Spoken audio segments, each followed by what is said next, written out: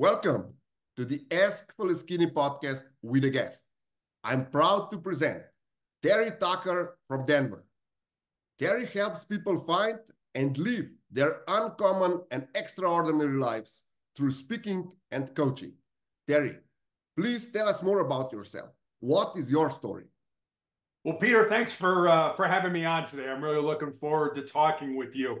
Yeah, I was born and raised on the south side of Chicago. I am the oldest of three boys. You can't tell this from looking at me or from my voice, but I'm 6'8" tall, and I actually went to college on a basketball scholarship. When I graduated from college, I moved home to find a job. I'm really going to date myself now. This is long before the internet was available, to help people find employment.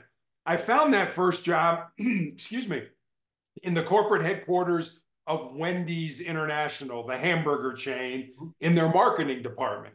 That was the good news. The bad news was I ended up living with my parents for the next 3.5 years as I helped my mother care for my father and my grandmother, who were both dying of different forms of cancer. Professionally, as I said, started out at Wendy's. Then I actually moved to hospital administration. I went to work for the hospital that cared for my father and my grandmother. They provided them such great care that I wanted to be part of that organization. And then I made a major pivot in my life and became a police officer. And one of the things I did in my law enforcement career was I was a SWAT team hostage negotiator. After that, I started a school security consulting business. I coached girls' high school basketball, became an author in 2020.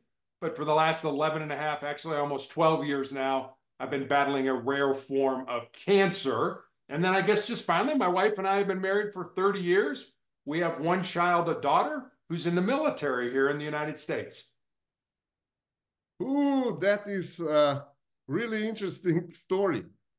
And I see that the fil rouge of your life is helping people. You first start helping your family, and now then you helped in a hospital, in administration. You helped with the police force. And how did all this evolve? And now you're helping people with their career and speaking, and how they can help coaching, and how they can find this uncommon and extraordinary life. Yeah, Where did this inspiration come from? I think it came from my parents. As you and I were talking before we jumped on the recording, family has always been an incredibly important part of my life.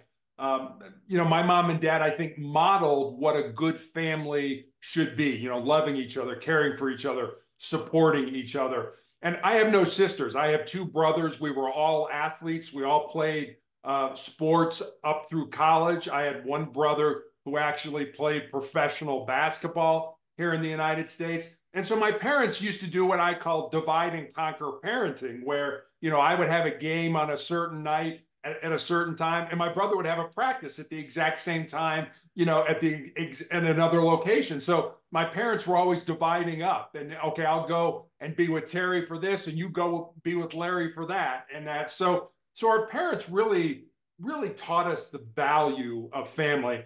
And I'll fast forward to when my dad was sick. My youngest brother was in high school, and he had a basketball game.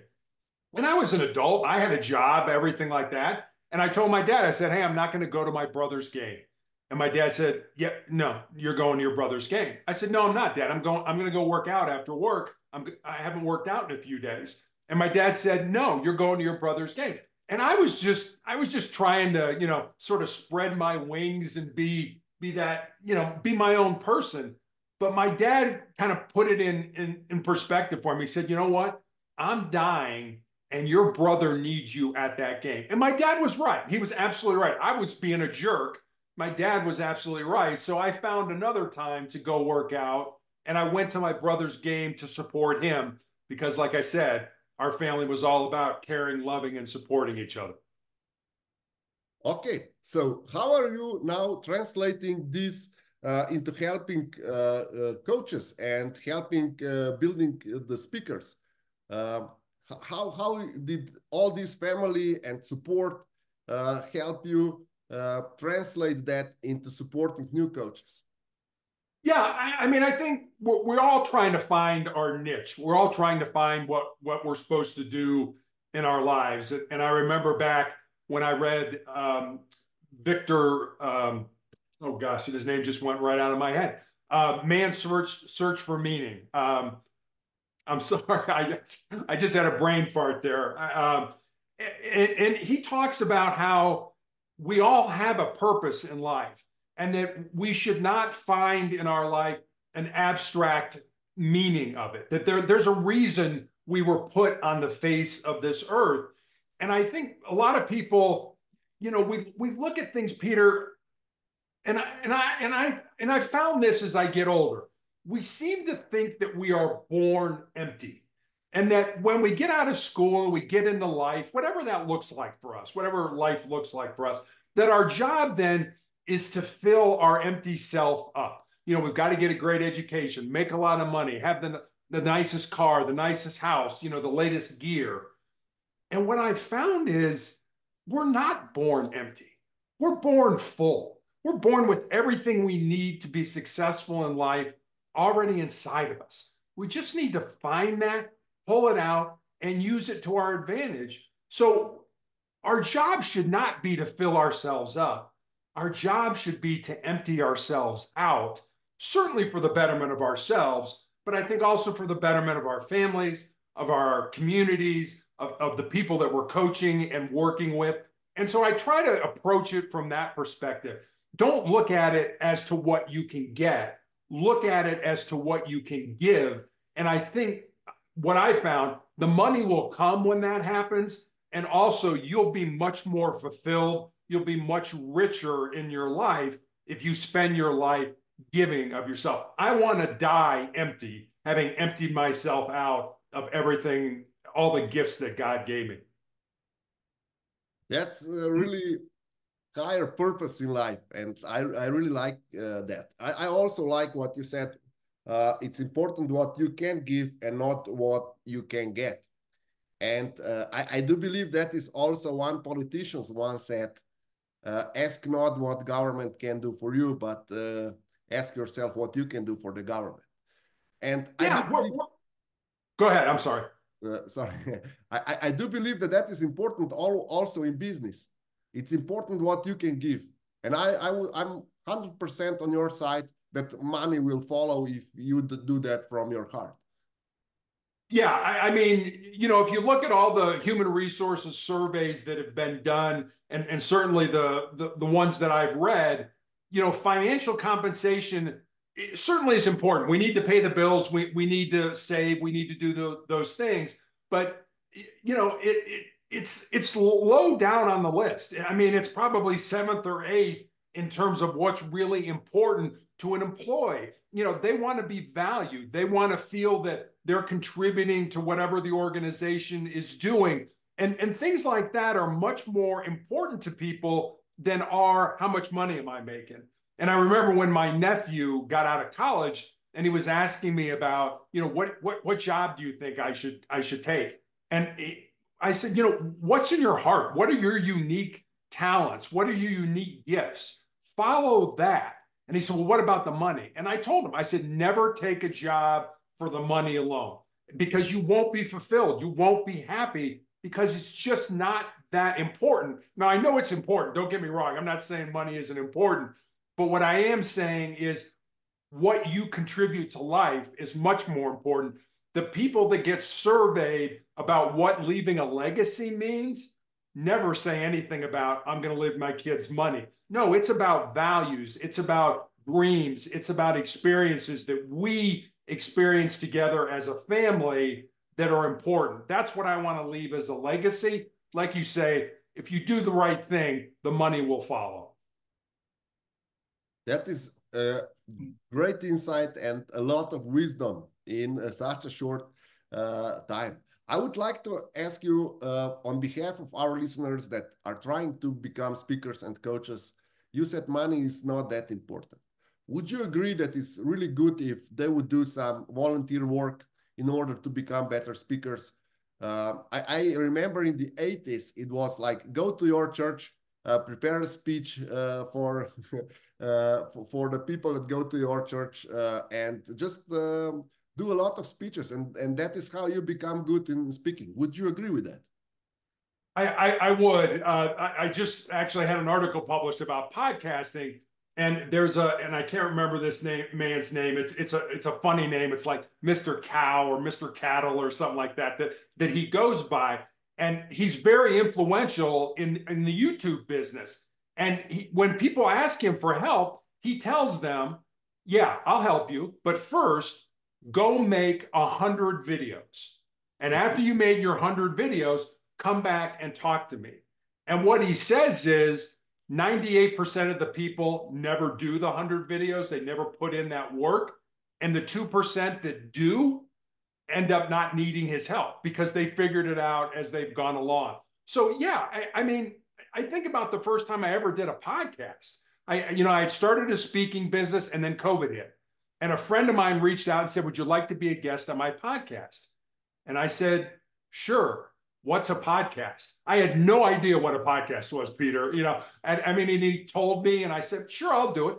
But I was scared. I was nervous. I was apprehensive. I had Post-it notes all around the camera, and he would ask me a question, and I would lean in and I would read the Post-it note. I was terrible.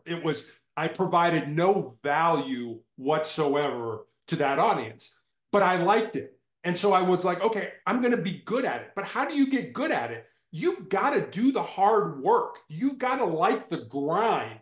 If you're trying to make money, but you don't like the work, the money's never going to come.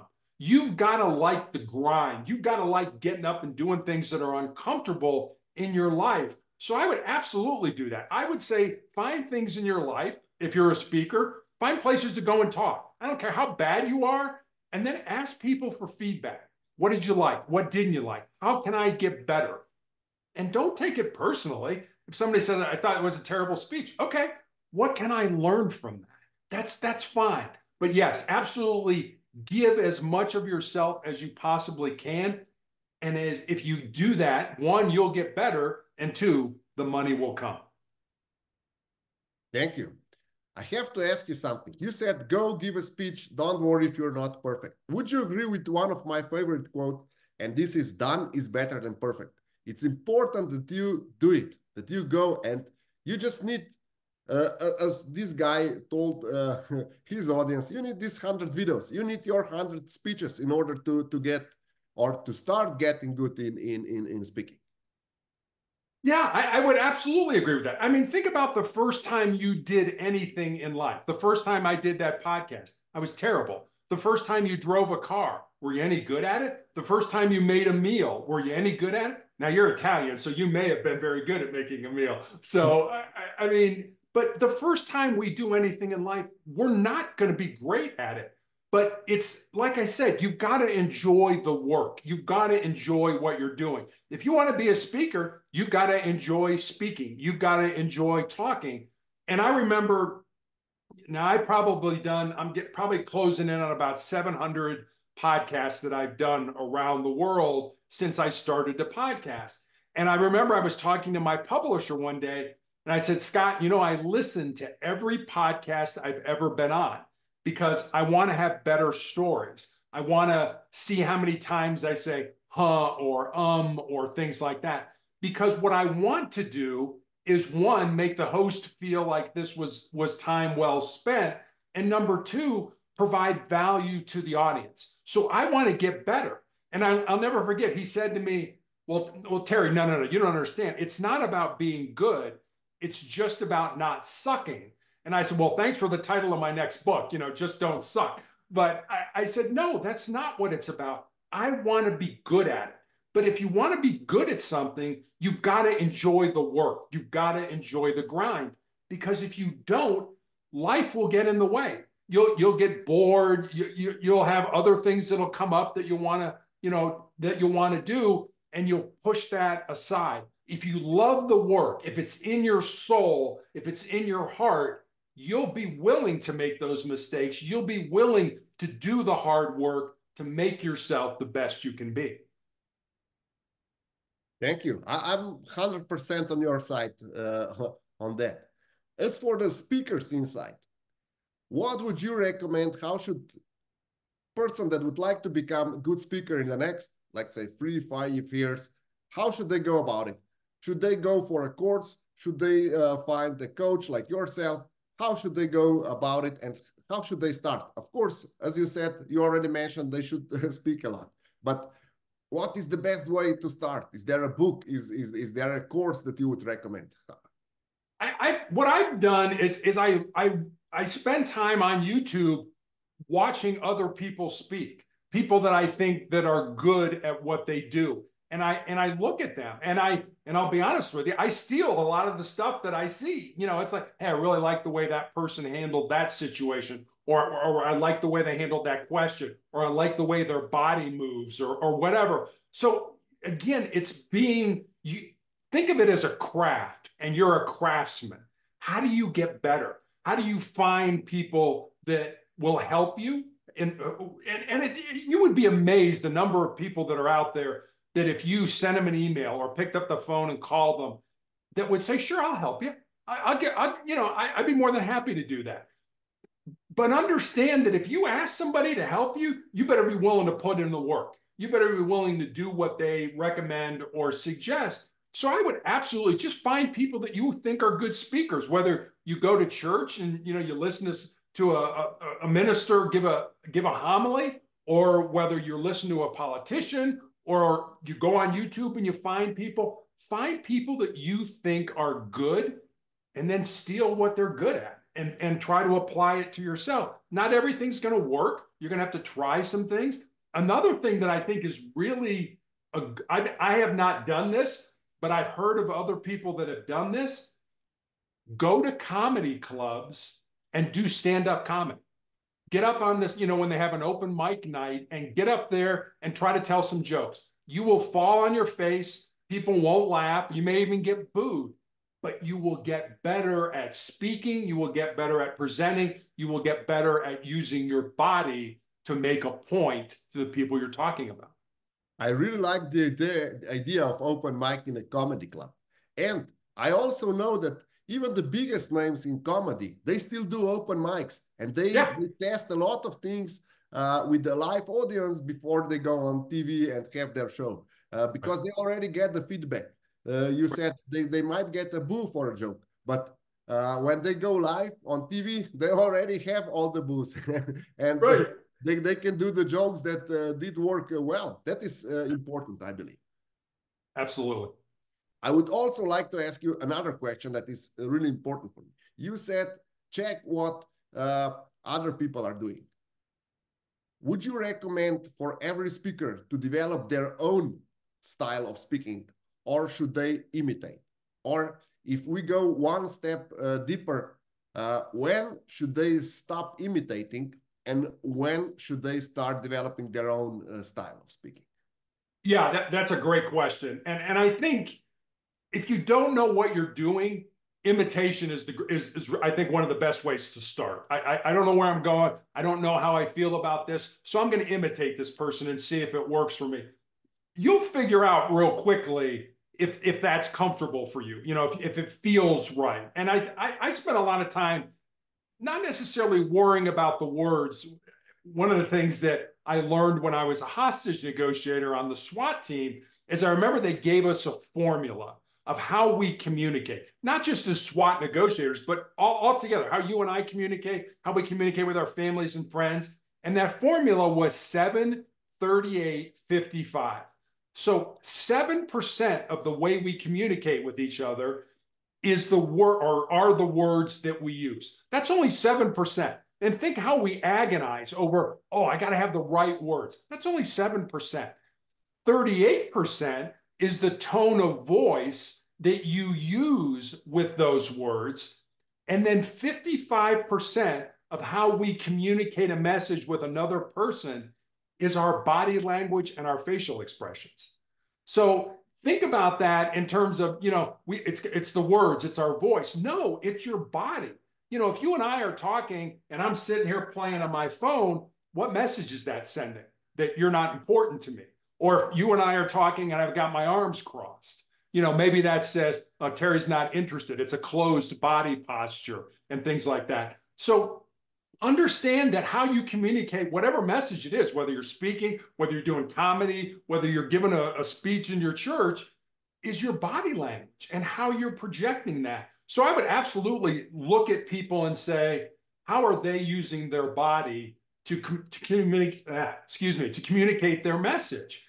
And if you like that, then imitate it and see if it feels comfortable for you. You've got to be comfortable in your own skin. If it's not, find somebody else to imitate.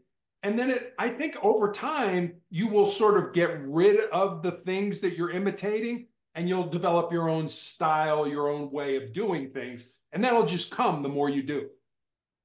Thank you for the formula. I will repeat it for our listeners.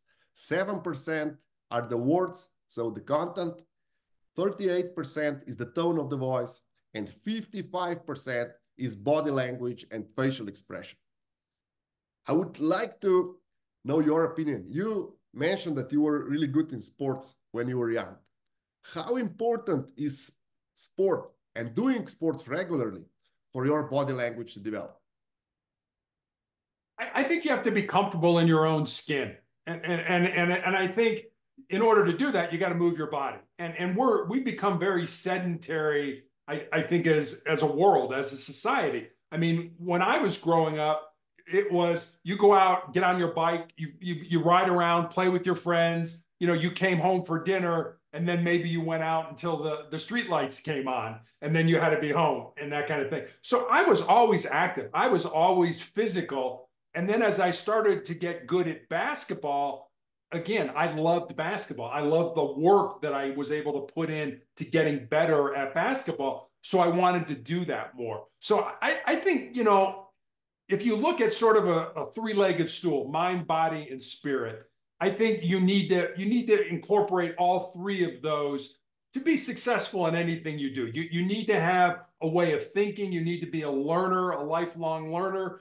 I think you need to have physical activity. We know that the more physical you are, the more health you experience in your life. And then the other part of that is your soul, your heart, you know, something that's bigger than you. And that's definitely one thing I learned from being part of a team, you know. And for me, it was a sports team. I think it can be whatever team that you're on. You know, I started playing basketball when I was 9 years old and played all the way up until I was 21 when I graduated from college. And what team sports taught me was the importance of being part of something that's bigger than yourself. You realize on a team that if you don't do your job, not only do you let yourself down, but you let your teammates down, your coaches down, your fans down, your parents down, etc. And if you think about it, the biggest team game that we all play is this game of life. I really like that. I will repeat it for our listeners. The biggest team play that we're all playing is our life. Yeah. And I would like to have your insight. A lot of speakers program teaches us about breathing. How important is breathing for a speaker? Or how important is to train or to do a lot of breathing exercise in order to become a good speaker?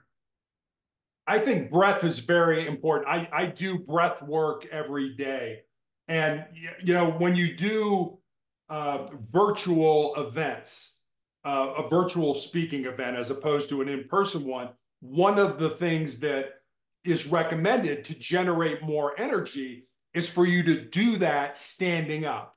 And because that allows your diaphragm to expand, it allows your lungs to expand, whereas sitting down doesn't allow that. So breathing is, I think, incredibly important. A lot of disc jockeys, radio personalities will do their entire show standing up and not sitting down because it allows them to expand their chest, expand their lungs, use their diaphragm more. Unfortunately, I had my leg amputated with my cancer diagnosis, so I'm in a wheelchair. So it makes it a little bit more difficult for me, but I think breathing is incredibly key. And I do some different things, some deep breathing and moving my mouth and things like that before I get on a podcast, because it just kind of it's like warming up for an athlete. It's the same thing for a speaker, you know, kind of doing the and la la la la la la things like that that just kind of help get my mouth ready to talk on a podcast or when I give a speech.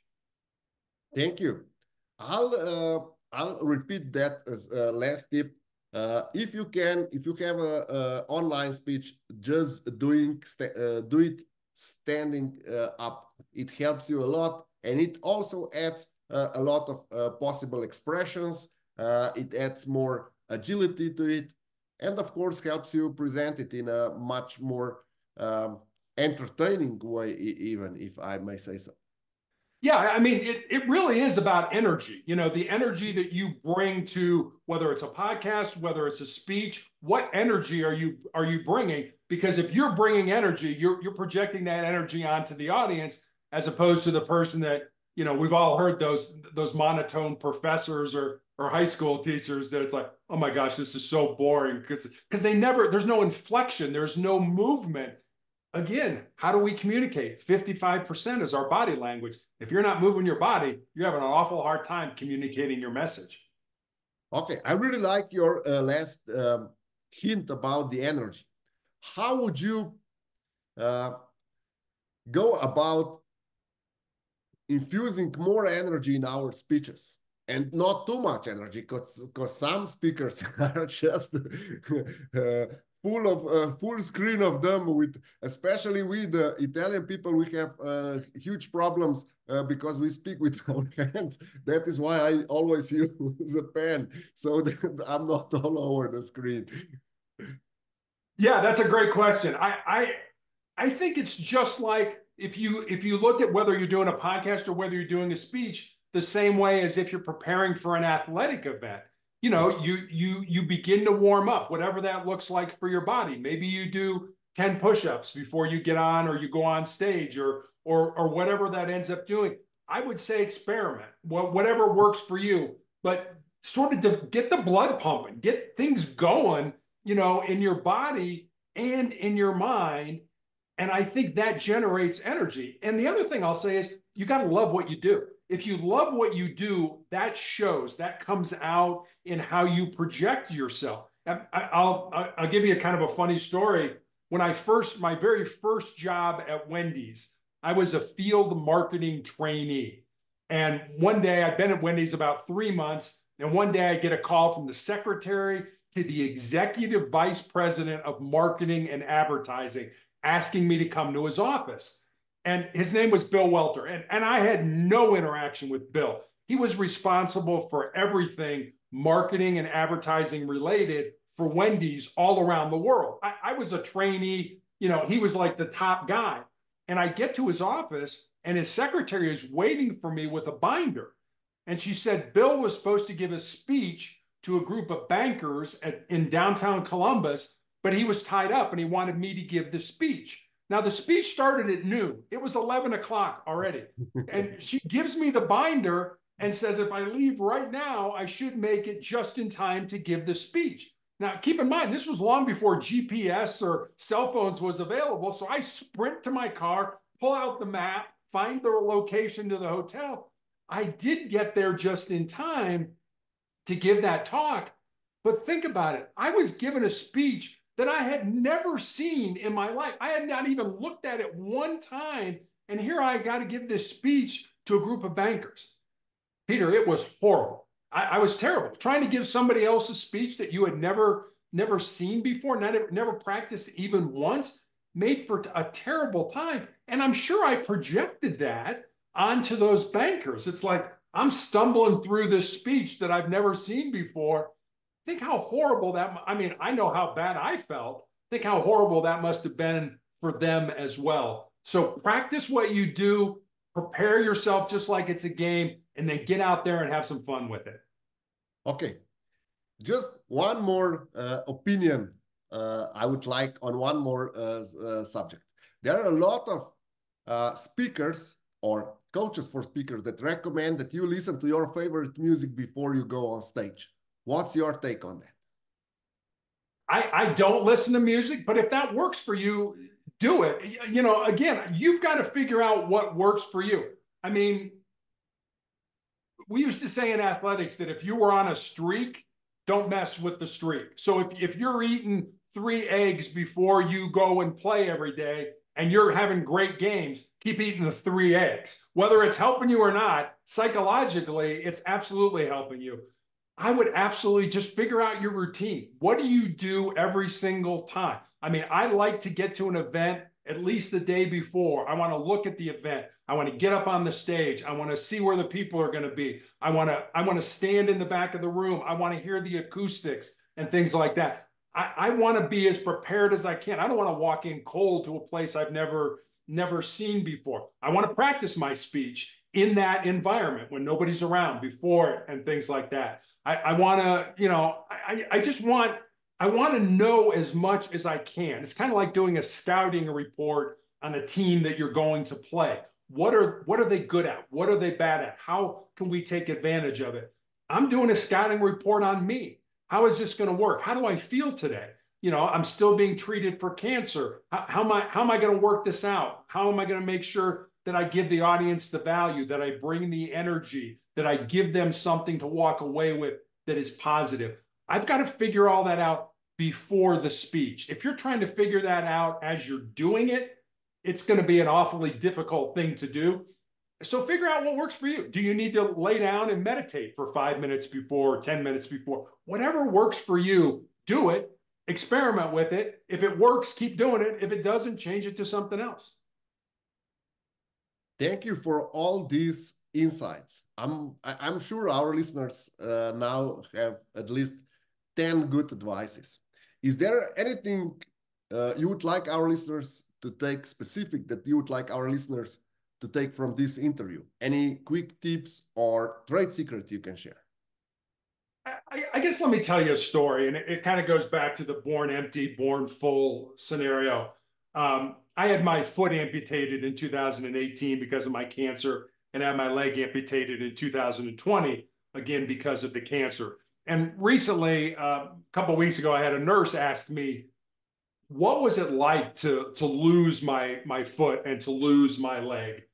And what I told her was, cancer can take all my physical faculties, but cancer can't touch my mind, it can't touch my heart, and it can't touch my soul. And that's who I really am. That's who you are, Peter. That's who everybody who's listening to us really is. And we spend a tremendous amount of time working on this vessel, this body that we have. We eat right, we get enough exercise, we get enough rest, we reduce stress. And I'm certainly not telling you not to do that. You absolutely should do that. But what I am suggesting is every day, spend a little more time developing who you really are, your heart, your mind, and your soul. We all know we're going to die and this body is going to decay and go away. But what's going to live on is that heart, mind, and soul. And I just don't think we spend enough time developing that and working on that on a daily basis. Thank you for all these great insights. Where is the best place to reach you for our listeners? Yeah, I have a blog sort of / website called Motivational Check, where I put up a thought for the day every day. And with that thought comes a question about how maybe you can apply it in your life. I have recommendations for books to read, videos to watch. That's all at motivationalcheck.com. I will include the link in the description below. Thank you, Terry. Thank you for being my guest tonight. Well, Peter, thanks for having me on. I really enjoyed talking with you.